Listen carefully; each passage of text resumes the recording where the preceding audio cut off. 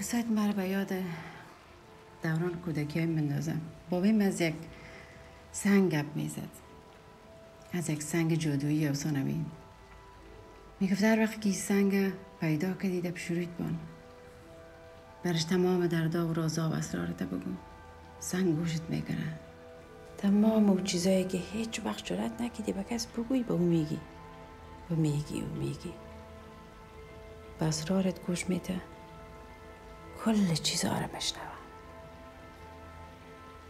و یک روز سنگ میترقه، توته میشه و او روز تو آزاد میشی، از تمام دردایت آزاد میشی.